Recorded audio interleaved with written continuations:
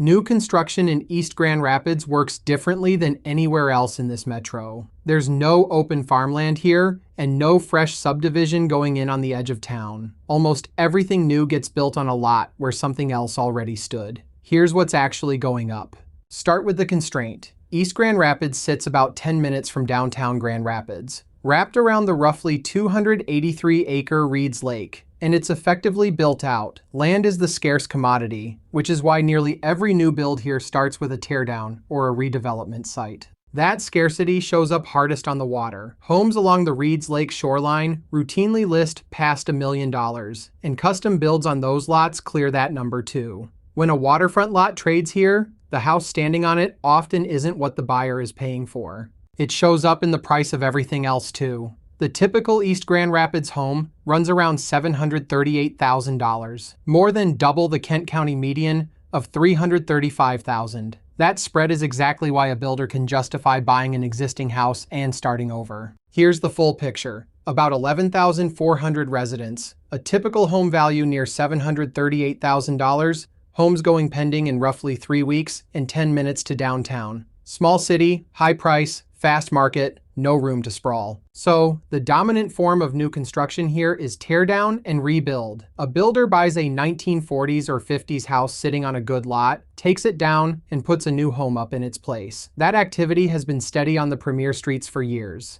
Beyond the one-off rebuilds, here's what's genuinely in motion right now. The Gaslight Village redevelopment, the high school transformation project, tear down and rebuild, infill across the older streets, custom construction on the Reeds Lake shoreline, and a builder pool that skews boutique and custom, not national production. Here's my read on it. East Grand Rapids doesn't sell you a subdivision, it sells you a lot. If you want new construction in this city, you're buying the dirt and the location first, and the house second.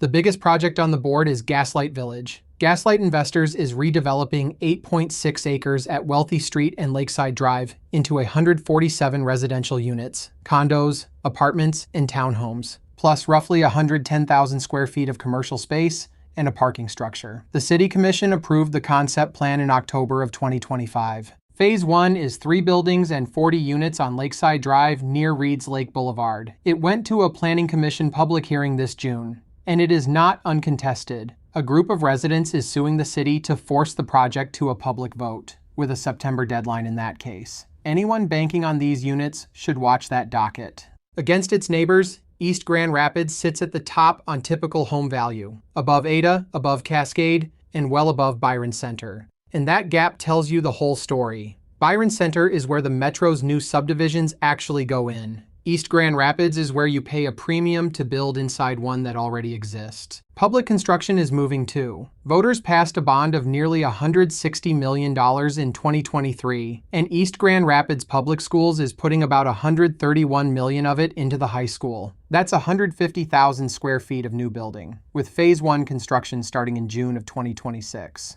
Now, the speed problem. Homes here go pending in about 3 weeks, and new construction is a trickle, not a pipeline. Waiting around for a finished spec home to show up on the market is not a strategy in this city. So if you want to build here, my advice is direct. Get your financing set, get comfortable with buying a lot and a demolition, and be ready to move the week a teardown candidate hits. You are not just competing with other buyers here, you're competing with builders. Gaslight Village, the high school, and one rebuilt lot at a time. That's how the most expensive city in the metro keeps changing.